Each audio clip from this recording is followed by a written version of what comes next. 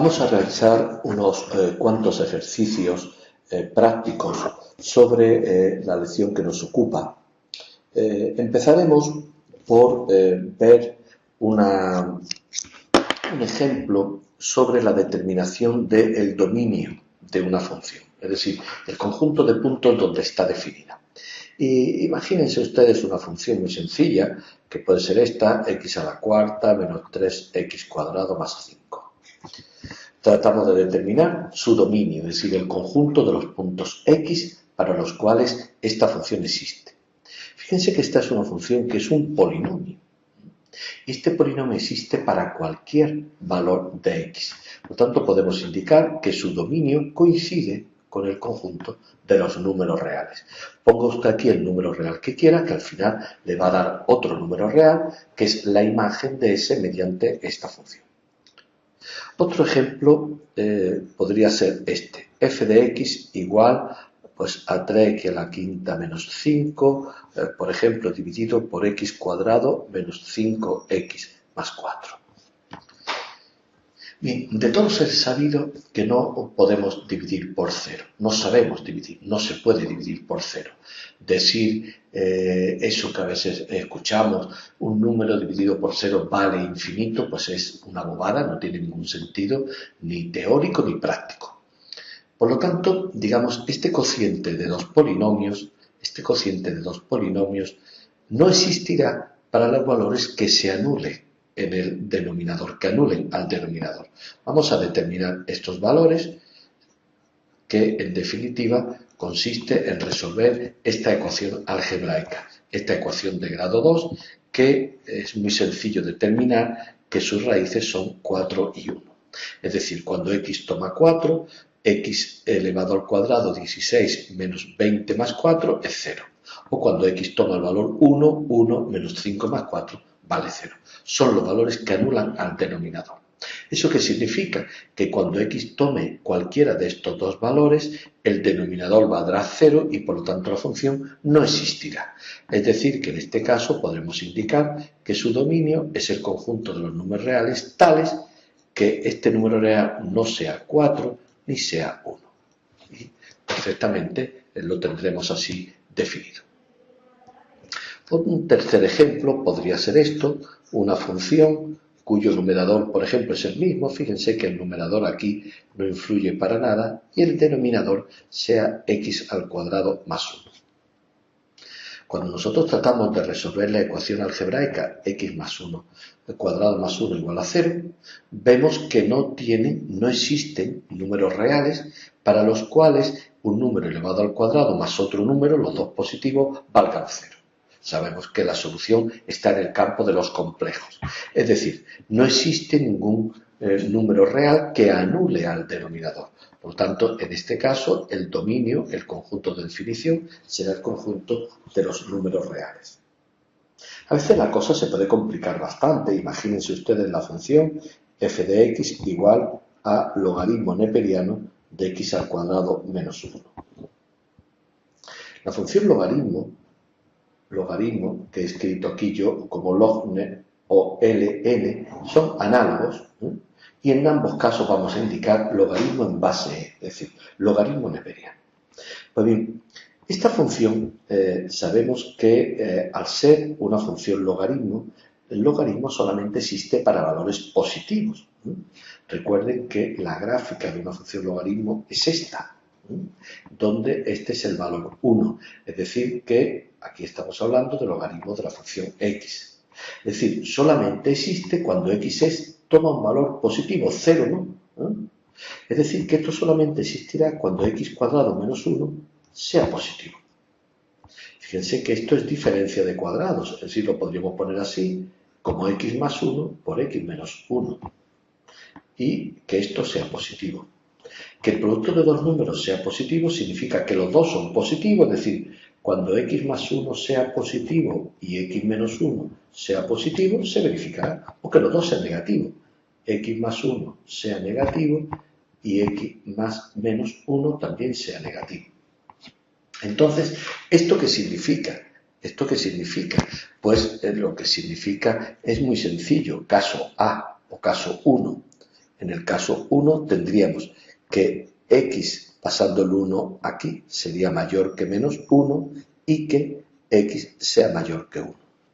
Fíjense que si yo tengo el punto menos 1 y el punto más 1 y busco el conjunto de puntos que sea a la vez mayor que menos 1 y mayor que 1, estos puntos serán esto, es decir, esto implica que x es mayor que 1.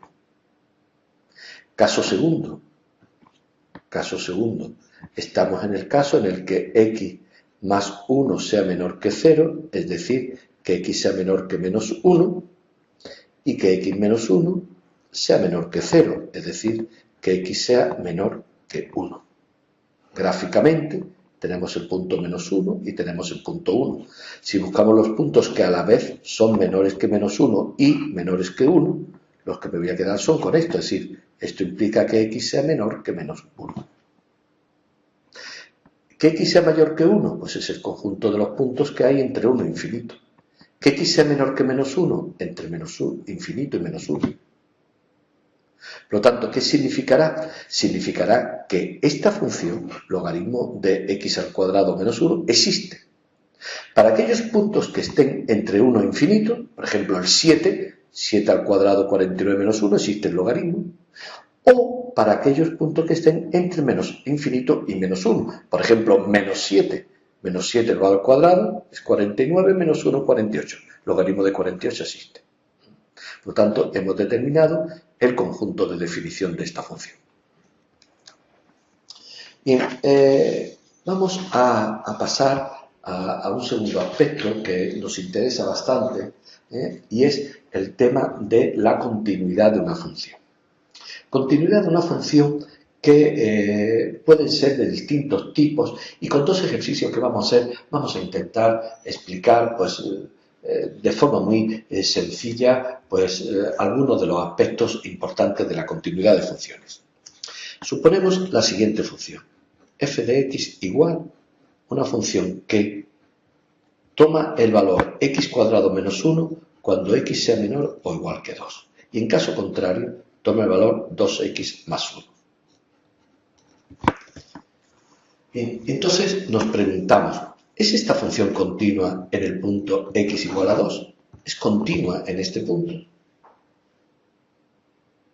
Bien, para que una función sea continua se tienen que verificar dos cosas. La primera es la existencia del límite cuando x tiende a 2 de la función. La segunda cosa que se tiene que verificar es que exista el valor de la función en el punto 2. Y en tercer lugar, tiene que ocurrir que estas dos cosas sean iguales. Bien, pues vamos entonces a ver en primer lugar la existencia de la función, del límite. El límite de la función cuando x tiende a 2 lo puede hacer o bien por la izquierda o bien por la derecha. Cuando x tiende a 2 por la izquierda de la función, es decir, sería el límite cuando x tiende a 2 por la izquierda de x cuadrado menos 1. Es decir, que es 4 menos 1, 3. Por tanto, ya tenemos el valor del límite por la izquierda. Calculamos el límite por la derecha de la función. Es decir, el límite cuando x tiende a 2 por la derecha de, en este caso, por la derecha es 2x más 1. Y tendríamos 5. Fíjense que estas dos cantidades son distintas. Luego, ¿qué significa? No existe el límite cuando x tiende a 2 de la función. ¿Por qué no existe? Porque son distintas por la izquierda y por la derecha. Por lo tanto, al no existir el límite ya falla en la primera cosa. Y por lo tanto diremos que la función en x igual a 2 no es continua. No es continua. Si se quiere, he traído aquí la gráfica de esta función. Se ve muy bien. Fíjense lo que ocurre. En el punto x igual a 2 existe este salto. Fíjense que la función, lo podemos ver aquí, valía x cuadrado menos 1, es decir, esta parábola, para x menor que 2. Y valía 2x más 1, es decir, esta recta, para x mayor que 2. ¿Qué pasa en el punto x igual a 2? Que existe este salto. Se pierde la continuidad. Si se ve la gráfica de la función, antes de hacer ningún cálculo ni nada, se ve claramente la discontinuidad. de la función, pero la discontinuidad en el punto x igual a 2. Si yo les pregunto, ¿sería discontinua la función en el punto x igual a 4? No, en el punto x igual a 4 es continua. Y en el punto x igual a 2, menos 2, es también continua. Si solamente en este punto existe la discontinuidad de esta función. Bien, se trata de la función f de x igual a x al cuadrado menos 9 partido por x cuadrado menos 3 por x. Bien, vamos también a trabajar sobre determinar los posibles puntos de discontinuidad, la continuidad de la función en todo su dominio. Y vamos a empezar de entrada pues calculando el dominio de definición, cuál sería el conjunto de puntos para los cuales esta función está definida. Fíjense que si miramos los puntos que se anula el denominador, sacamos factor común x y tendríamos que cuando x valga 0 o x valga 3, en cualquiera de los dos casos el denominador se anula. Por lo tanto, el dominio sería el conjunto de los números reales, tales que no sean ni 0 ni 3. Bien.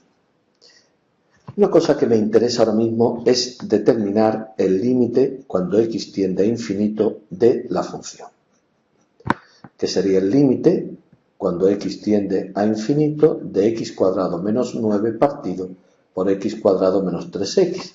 Fíjense que estamos ante un cociente de dos polinomios del mismo grado. Por lo tanto, sabemos que el límite es el cociente entre los coeficientes de los monomios de mayor grado, es decir, 1 partido por 1, que es 1. Por lo tanto, el límite sería 1. Me voy a fijar en un momento en la gráfica de la función. Voy a referirme a esta gráfica. Esta gráfica de esta función, que si quieren aquí ya la podríamos ver mejor, donde ya hemos dibujado también la recta que se ha obtenido de calcular este límite, se suele llamar asíntota horizontal, es decir, en la recta y igual a 1. Aquí vemos la gráfica de la función. Entonces me interesa ver un par de cosas. Fíjense, de entrada, al ver la gráfica, todos podríamos ver que en el punto x igual a 0, que era un punto que anulaba al denominador, existe una discontinuidad. Está clara que la función viene desde menos infinito, tomando valores positivos, a partir de aquí ya toma valores negativos y va hacia el infinito. Mientras que a partir de 0 vuelve por más infinito, es decir, hay aquí una discontinuidad debido a esta asíntota vertical que es x igual a 0 y es una discontinuidad clarísima de la función. Pero es que existe otra. ¿Qué pasa cuando x tomaba el valor 3? Es decir, ¿qué pasa cuando x toma el valor 3? Fíjense que en x igual a 3 la gráfica no me da nada. Fíjense además que si nosotros evaluamos la función en el punto x igual a 3, tendríamos el numerador sería 3 por 3, 9, 0 y el denominador sería 0, es decir, sería una indeterminación. No existe, no existe la función en el punto x igual a 3, cosa que ya hemos visto antes. No existe el valor de discontinuidad. Es decir, que en la gráfica, si metiéramos aquí un zoom, es como si aquí hubiese un pequeño agujerito en el punto x igual a 3. Este tipo de discontinuidad se suele llamar evitable. ¿Por qué se llama discontinuidad evitable? Pues miren, porque de las propiedades que tiene que verificarse para que una función sea continua en un punto, que recuerden que eran 3, primero la existencia del límite de la función, estamos en el punto x igual a 3, cuando x tiende a 3, en segundo lugar la existencia de la función y en tercer lugar que estas dos cosas fuesen iguales, aquí este sí existe. Sí existe el límite. Y se ve muy claro. Cuando x tiende a 3 por la derecha o cuando x tiende a 3 por la izquierda, el valor de la función tiende a lo mismo, a este valor, que sería aproximadamente 2. Es decir, existe el límite. Mientras, ¿qué es lo que pasa aquí? Aquí no existe el valor de la función en el punto. Es decir, la función en este punto no es continua por la no existencia de la función en el punto. Fíjense que en este caso la función tampoco existe en el punto, pero los límites son distintos. Cuando yo llego a 0 por la izquierda tiende a menos infinito, mientras que cuando llego a 0 por la derecha tiende a más infinito. es un ejemplo en el cual se pueden ver estos dos tipos distintos de discontinuidad.